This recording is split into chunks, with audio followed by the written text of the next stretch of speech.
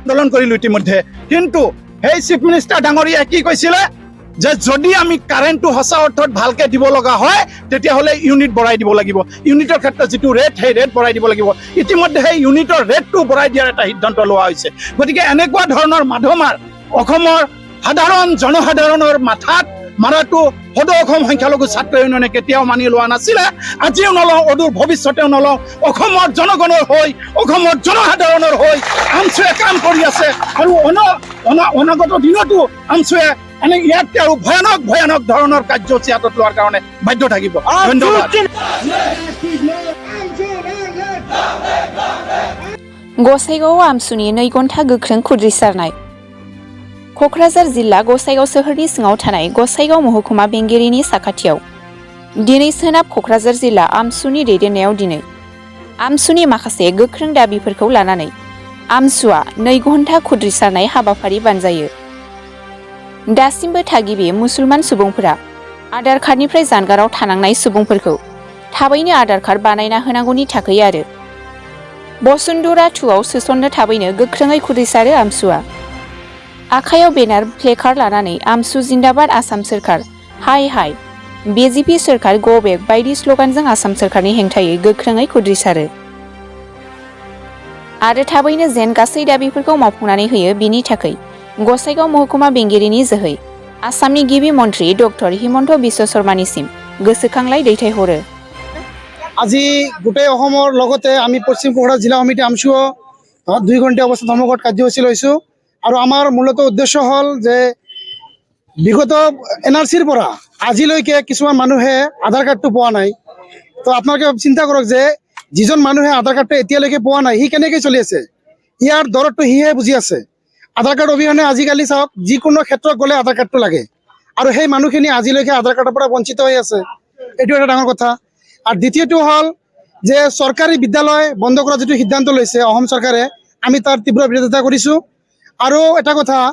ছাত্ৰ ছাত্ৰীসকলক বিনামূলীয়া পাঠ্যপুথি প্ৰদান কৰিছিল সৰকাৰে এতিয়া মানে এইটো এটা সিদ্ধান্ত লৈছে এইটো বন্ধ কৰিব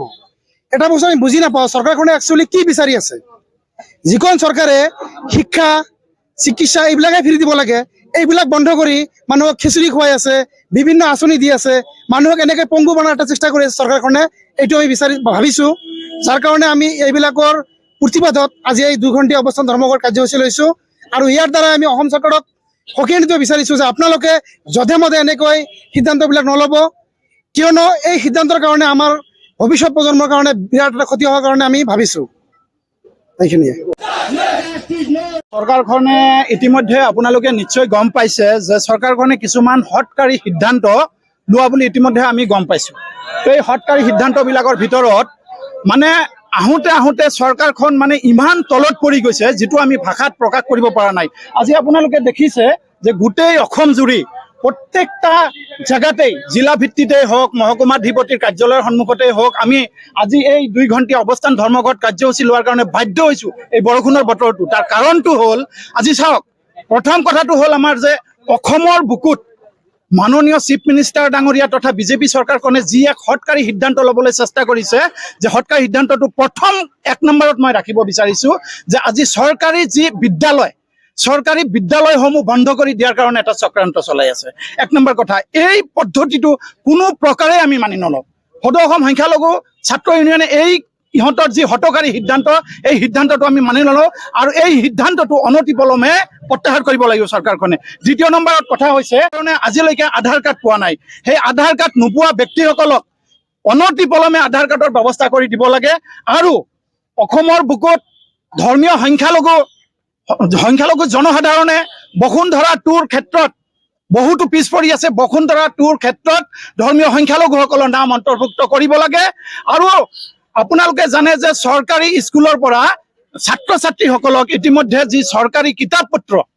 বুকস প্ৰভাইড কৰিব লাগে সেইখিনি ইতিমধ্যে বন্ধ কৰা এটা সিদ্ধান্ত লৈছে গতিকে এই সিদ্ধান্তৰো আমি পূৰ্ণ বিৰোধিতা কৰিছোঁ এই সিদ্ধান্তটো প্ৰত্যাহাৰ কৰিব লাগিব অন্যথাই কিন্তু অসমৰ বুকুত পৰিস্থিতি কিন্তু ইয়াতকৈ আৰু ভয়ানক হ'ব আজি প্ৰত্যেকটা জায়গাতে এই আন্দোলনৰ কাৰ্যসূচীটো আমি লৈছোঁ আজি আমি ইয়াত অৱস্থান ধৰ্মঘটৰ কাৰ্যসূচী লৈছোঁ অহাকালিলৈকে হয়তো আমি নেশ্যনেল হাইৱে অৱৰোধ কাৰ্যসূচী ল'ম তাৰপিছত হয়তো আমি ৰেল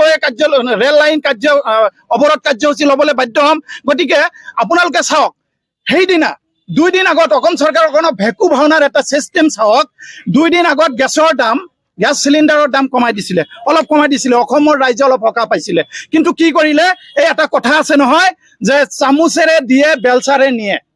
অলপ দিন আগত অলপ কেইটকামান কমাই দিয়া হ'ল ইতিমধ্যে আকৌ 200 টকাৰ ওপৰত প্ৰত্যেকটা গেছ চিলিণ্ডাৰৰ দাম বঢ়াই দিয়া হ'ল গতিকে এই যে অসমৰ ৰাইজক মাধমাৰ মাৰা এই যে অসমৰ ৰাইজৰ লগত হেতালি খেলা এই যে অসমৰ ৰাইজৰ লগত মানে যি ধৰণৰ উৎপাত অত্যাচাৰবিলাক কৰি আছে এই বস্তুবিলাক অসমৰ চিফ মিনিষ্টাৰ ডাঙৰীয়া তথা বিজেপি চৰকাৰে প্ৰত্যাহাৰ কৰিব লাগিব আপোনালোকে জানে ইতিমধ্যে যে আমি আন্দোলন কৰিলো ইতিমধ্যে কিন্তু সেই চিফ মিনিষ্টাৰ ডাঙৰীয়াই কি কৈছিলে যে যদি আমি কাৰেণ্টটো সঁচা অৰ্থত ভালকে দিব লগা হয় তেতিয়াহ'লে ইউনিট বঢ়াই দিব লাগিব ইউনিটৰ ক্ষেত্ৰত যিটো ৰেট সেই ৰেট বঢ়াই দিব লাগিব ইতিমধ্যে সেই ইউনিটৰ ৰেটটো বঢ়াই দিয়াৰ এটা সিদ্ধান্ত লোৱা হৈছে গতিকে এনেকুৱা ধৰণৰ মাধমাৰ অসমৰ সাধাৰণ জনসাধাৰণৰ মাথাত মাৰাটো সদৌ অসম সংখ্যালঘু ছাত্ৰ ইউনিয়নে কেতিয়াও মানি লোৱা নাছিলে আজিও নলওঁ অদূৰ ভৱিষ্যতেও নলওঁ অসমৰ জনগণৰ হৈ অসমৰ জনসাধাৰণৰ হৈ আমছুৱে কাম কৰি আছে আৰু অনাগত দিনতো আমছুৱে এনে ইয়াতকৈ আৰু ভয়ানক ধৰণৰ কাৰ্যসূচী হাতত লোৱাৰ কাৰণে বাধ্য থাকিব ধন্যবাদ